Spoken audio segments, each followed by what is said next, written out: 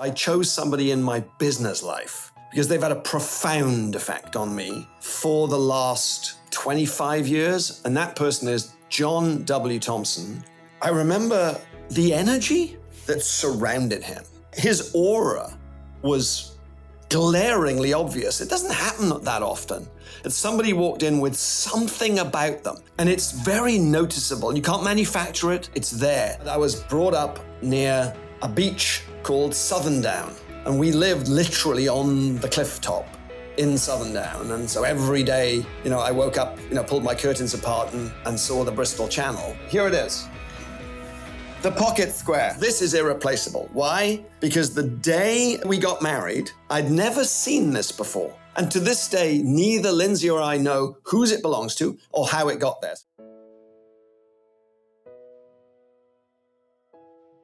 Hello and welcome back to These Three Things, the podcast that asks which person, which place, and which treasured possession have made a profound impact upon your life and why. My guest today is the Welshman Aled Miles. Aled has been living in America for over 20 years, working in the business technology sector. Having been appointed several times as CEO to many well-established companies, his most recent position is President and CEO at Formstack. In 2020, he was appointed Envoy to the US by the Welsh Government, and he remains a trusted member on several boards, be it cultural, political, and commercial, including the Royal Welsh College of Music and Drama, which is where I met him in 2017. In his spare time, he loves nothing more than catching a sunset at his home on Lake Tahoe in the Sierra Nevada mountains, alongside his wife and their two young children. It is a pleasure and a privilege to have my friend Aled Miles on These Three Things today. Thank you so much for saying yes to being a guest. I have to start by asking you, as I do all of the guests, how easy was it for you to choose your list? Oh, it was incredibly easy. I mean, it was, in fact, the top three was simple, but of course, I'm sure like all your guests, you could have picked two or three in each section, but it was very easy. Yeah, okay. Well, yes, I think with the person, we know that it's not who you love the most, right? It's that person that had your back, who sort of got you closer to your destiny and lit you up in some way. And who is that for you? Very clearly, it's from my professional life. And I think that was perhaps the most difficult of all of your questions is, do you go personal? Do you go professional? Because of course, and I'm not saying it because, I'd earned some brownie points, but my wife has been a huge influence on my life, closer to destiny, aspects of health, being a parent, spirituality, the lot. But in terms of this podcast, I chose somebody in my business life because they've had a profound effect on me for the last, 25 years. And that person is John W. Thompson, who was the chief executive officer of Symantec when I was there. That's a brand that most people know for the Norton software business. He then became the chairman of Microsoft and is now their lead independent director. But John just still means and has meant an enormous amount to me. Wonderful. And when did you first meet him? It was the early 2000s. He had just taken over the role at Symantec. And I was living in London at the time running the Northern European business. And I happened to be in Cupertino, California, where our headquarters were. And somebody said to me, oh, there's going to be an announcement today at the company, and we're going to go to the theater. We had a theater at head office. You should. And I said, well, what's it about? I said, I don't know. And serendipity was on my side that day they were announcing a change of CEO. And I sat like 5 rows back, and this guy walked in, and I remember the energy that surrounded him. His aura was glaringly obvious. It doesn't happen that often. That somebody walked in with something about them. When I met President Clinton, he had it. And it's very noticeable. You can't manufacture it, right? It's there. I don't know, is it a mix of an air of confidence without it being arrogant? Is it a presence that comes from the way he walked? I've analyzed it every which way to Sunday. And he stood center stage. His legs didn't move. His feet didn't move. His warmth was extraordinary. The quality of the words he used was noticeable. And his humility was the thing that struck me the most in his praise for his predecessor and his gratitude for the role he was in. And I think I may have eaten 50 flies. My mouth was open, the whole time. And I remember it like it was yesterday. So how did your personal relationship with him form? Did you go straight to him and introduce yourself and shake his hand? No, I didn't actually meet him that day. Probably lucky for him. I probably would have slobbered, hugged him and been terribly business inappropriate. Is there a bit of a man crush there? Possibly. But it wasn't until we had, I think it was a company event. I mean, at Semantic in those days, 2,000 of us would turn up at some large hotel, to spend 4 days together as a company. I think those days are a little less now. And he was being introduced to my Japanese colleagues who, surrounded him like a posse. And the chief operating officer of the company had me stand by. It was a kind of a technique I've learned since, just to hover when you want to meet somebody and try and work out which direction they're going to move in next so you can be there. You and I have done this together at events, as you well know. And the UK business was doing pretty well and was the largest country outside of the US in terms of contribution to revenue. And he looked at me, and the chief operating officer said, "This is Aled Miles, who runs our UK business." And I don't know if I can show this on camera, but he put his hand out like this, an open palm. And I remember it clear as day. And he leaned forward. And it's a very Johnism. People notice it. He leaned forward with an open palm, smiled, and said, "So great to meet you." And it was, was nobody else there at that moment. The open palm and the focus and the warmth. And from then on, our relationship started. And then the joy of my role was, a senior executive like John would come over to the UK and spend 4 days. We'd meet customers. We'd have social events. And so you got this intense time, which happened over a 6-year period, probably 3 or 4 times a year. We traveled to the Nordics together. That was part of my territory at the time. And it was I describe him not as a mentor per se, but as an advocate. Wow. Why? In what capacity? At various points in my career, which when I heard the word destiny from you, and I was thinking about this, he got me closer to my destiny by advocating either very specifically for a role or advocating that I be part of something. And in a sense, what he was advocating for was experience, growth, and what I term as career wealth.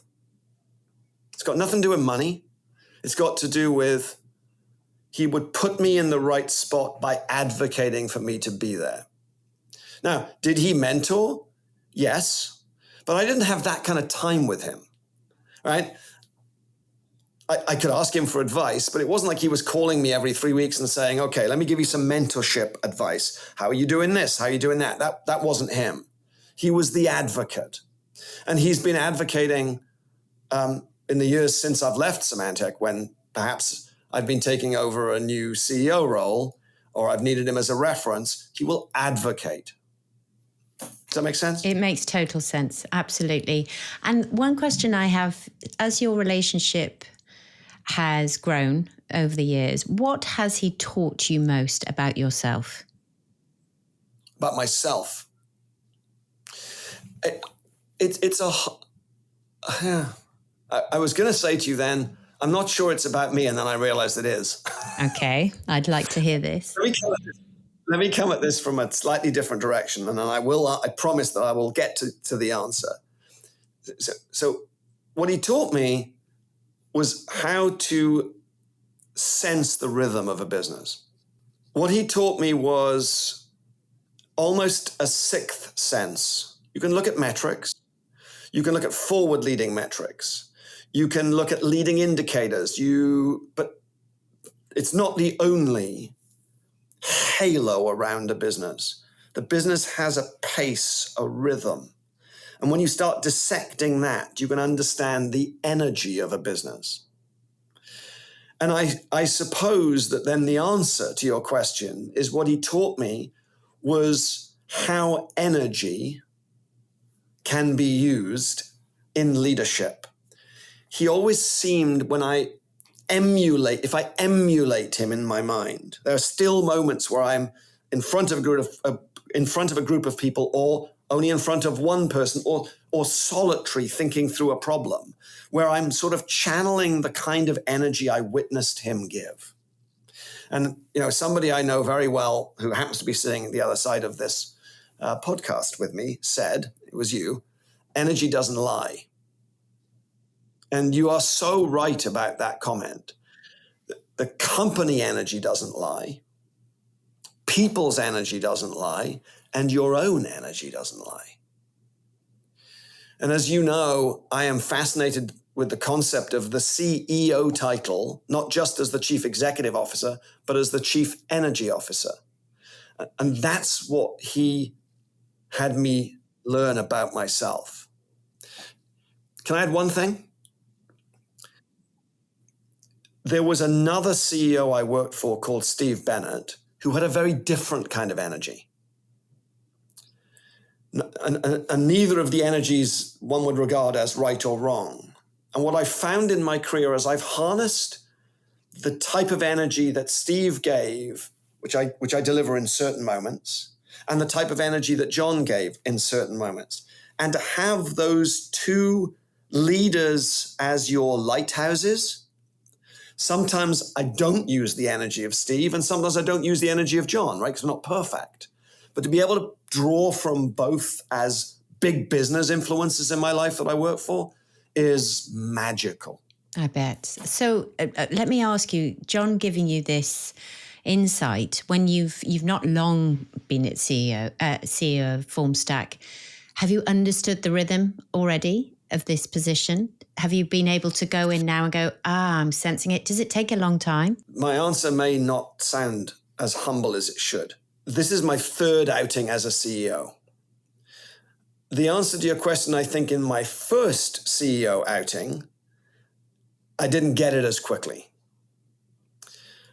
In my second outing, I was starting to be intentional about understanding rhythm, whereas the first time I wasn't. And I think that I got a great degree of experience also because I took over that position 2 months before COVID hit. We, of course, went fully remote. And so the energy just changed.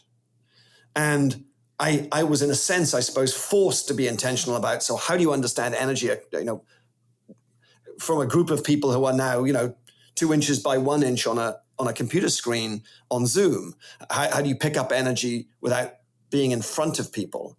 So by the time I came to Formstack, one of my 9 months in, I would say, with as much humility as I can muster, and I sometimes don't have as much humility as I should, it felt much more natural. And I would say that John had spent years at IBM running the Americas, so he had a big job. And I think that he really came to Semantic and understood the energy of the company at every point. And the energy is different. It can be different. It can be different on a quarterly basis. It's certainly different over an annual basis. And that's something I think he really understood and knew what energy to put in, how to manage that energy. I mean, and some big energy decisions, such as competitive decisions, making large acquisitions to shift the energy of the company and to put energy into the market. I mean, this energy concept touches literally everything. Yeah. Yeah. Fascinating. It's happening right now. Right? Yeah. Tell me, where is he in the world now? Has John retired? He is the lead independent director at Microsoft, so he's still on the board of Microsoft. He was instrumental in making the leadership change, which has launched Microsoft's success. Sasha's just an amazing leader, and John saw that. So that perception is extraordinary. He's at Lightspeed Ventures as a partner and is still energetic. I did an event in San Francisco last year to honor him. We got the alumni back and had just the most marvelous evening. And he, I think, turned, I'll say mid-70s just to be nice, and still as wonderful. And the sparkle in his eye and just the energetic John is still very much there. I have to say, when I first saw a picture of him, his face is so lovely. It's so warm. There's such a kindness and a depth that, you can see this in strangers, can't you? And so you choosing him as your person that's made the most profound effect, you actually don't need to say much about him. I could see it all in his picture. And I think when you try and bottle, what is it about the presence, the charisma, the confidence? It comes through the body, right? And I can imagine he just oozed that sense of certitude. One other thing I would want to say, in the hope that maybe he'll hear this, not listen to this. And that is the balance that he had of being an incredibly demanding leader. I mean, I'm making him sound out like, Mr. Nice Guy. He wasn't Mr. Nice Guy all the time. He was incredibly demanding. You don't get to that kind of level of success without really understanding how to demand, but in equal measures supportive. And they're bedfellows. And I think that leadership approach of demand and support and balance, he got right so much of the time. Yeah, I'd really, really like to meet this man and shake his hand. He sounds absolutely incredible. What a wonderful choice. Thank you so much. May I move on to your place? Where is Aled Miles's special happy place in the world? As you asked me at the beginning, was it an easy choice? It was an easy choice because it was between two. We are very fortunate to have a house in Lake Tahoe, Northern California, which has been a source of huge joy for the last 15 to 16 years. But I've not chosen that place. I want to mention it because it's very special to me. But I'm going to go back to Wales, where I haven't lived since I was in my late teens. I think I left when I was 19. But I was brought up near a beach called Southern Down, which is sort of in between. It's sort of off the coast of Bridgend. And we lived literally on the cliff top in Southern Down. And so every day, I woke up, pulled my curtains apart and saw the Bristol Channel through the rain. I do remember summer after summer where it wasn't raining. And in fact, the weather was glorious. I remember there was one summer where I committed, I was probably 14, that I would go swimming every single day. And I did. And I would walk across the fields down to Witches Point, largest, I think it's the third largest tidal range in Europe. And so the beach was always clean, right? The sea might not have been, but the beach was always clean. Fossil hunting, soccer on the beach with friends, rugby on the beach with friends, even tennis on the beach, because the sand was sort of hardened by the constant motion of the ocean. So huge childhood memories. And I pick it because last summer, not the summer we've just had, but the summer of 2023, we rented a house on Slade Farm. And I took my 5-year-old and 11-year-old and mother-in-law from California, and obviously Lindsay, my wife, and we had a week at Southern Down Beach. And it was before the schools came out in Wales, so it was quite quiet. And we had 82-degree weather for a week. And it was, the special moment, you know what's coming, is that I showed my children where I had played at their age and watched their joy in the sand, doing exactly what we did, playing soccer, playing, fossil hunting, grabbing an ice cream, walking down to the beach every day, and then taking my mother-in-law on long walks with my wife around the whole area and seeing both her, of course, Lindsay had been there many times, but the amazement of the beauty of Wales. What's so lovely about you describing this is knowing that your children have grown up in California. The climate, the beach, the environment, the culture is so vastly different. And for the listener, Wales does not get that warm often. So you lucked out. But for them to have had that experience and think, God, that's how daddy lived growing up is so vastly different. And tell me, the house that you grew up on, did you see it still there? Yeah, I mean, it was, I grew up when I was there living in an old people's home. My father decided that was his calling. He is still a Welsh Baptist minister, and he took a component of his life with my mother, and they ran an old people's home. And they did it with such a family orientation as opposed to sort of an institutional orientation. And so, we would perform for the ladies and gentlemen. My mother would get to know them as I wouldn't say friends, that's going too far, but as, I suppose, as real humans. They weren't treated like, just a set of people. And the place looked over the cliff tops. It was a gorgeous place to be, but it's been converted into apartments. So it's still there, but it looks a little different. But my memory is less of the house, to be honest, and much more of the surrounding area than it is of the place itself. It's the beach. That's the special bit. Do you think your children, having had that week at Southern Down, tuned in some way to their sense of their own personal Welshness? Do you think they can access that and sense it? My son, yes.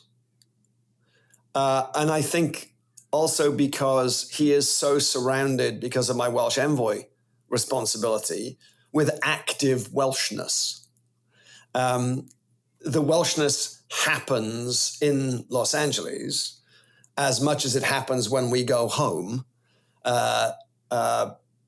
which we try to do at least once a year for them. I'm obviously back and forth much more frequently.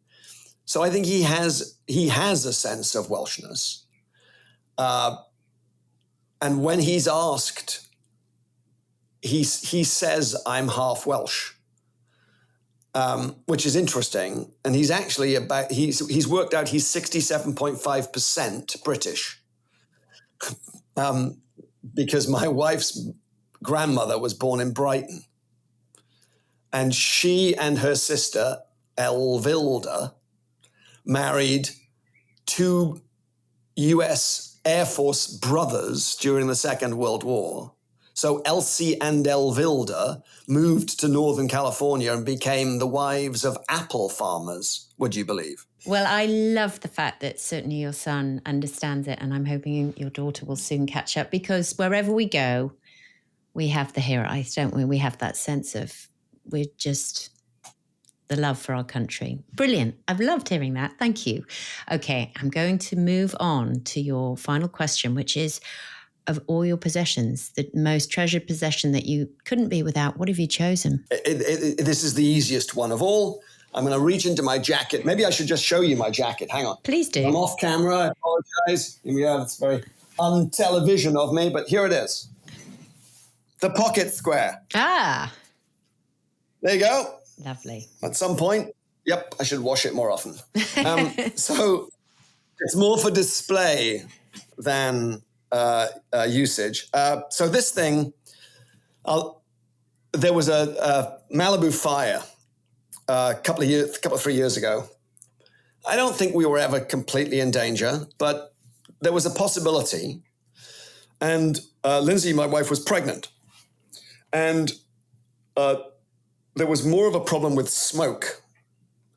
So when the ash was falling on the black hood bonnet of my car, we knew that it was time to get out of Dodge, because obviously that kind of smoke atmosphere is not good for anyone, let alone somebody who's pregnant. So we got out of LA, and we said, look, let's get going quickly. Gave ourselves about an hour, and we said treasured possessions that we should take. Okay. And I took 3 things. Number 1, an old little paperweight from the first time I flew on Concorde, which is super, super special to me. Secondly, you're going to love this, my dinner suit. But it's not a fancy one, darling. It was bought in Marks and Spencer's, right? But it happens to fit really well. And I don't think I'll get the fit again, right? So she looked at me and she's like, what do you think you are, James Bond? Why are you bringing that? I said, because I don't think it'll never be made for me again. And this, because this is irreplaceable. Why? Because the day we were up in Lake Tahoe, the day we got married, I'd never seen this before. And on the dressing table, my wife got married, got ready with her friends at the hotel, and I stayed with my groomsmen at our house. And this was on the dressing table. And to this day, neither Lindsay or I know whose it belongs to or how it got there. So if anybody's watching this and it's yours and you want it back, tough. So I popped it in my top pocket, being a bit of a fashionista. And I had a grey, we did a British wedding, hats for the ladies and gentleman morning suit. And I had a grey suit, a blue shirt, a sort of gold striped tie. It was terribly lovely. And a gold jacket, like a waistcoat, of course, I don't know why I'm trying to speak in a fancy voice. I'm Welsh. And I found this. And I popped it in, looked in the mirror and thought, that's kind of suave. Good work. And I will tell you, you could look through my phone and any jacket that I am wearing has this in it.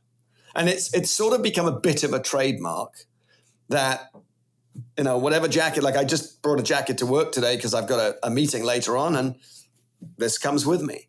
So of course it's my wedding day and that's the special component of it. And then it's sort of become a bit of a trademark and it's literally irreplaceable. And I left a jacket in an Uber once. You'd have thought that I left $1 million in the back of it. Because it's almost become ethereal that if I ever lost this, it's like, would it be, a negativity? So incredibly special. And, look at it. It's probably worth, it was lovely actually as I explained the story to the Uber driver so that there was some emotional connection on his part. And, look, the world is made up of 99% of the world is kind, thoughtful, helpful, right? I remember he was absolutely wonderful. I remember he came back to the house. Obviously, I thanked him appropriately. And he sort of carried it out with a smile on his face, and I was like, I think I hugged him, whether he wanted me to or not.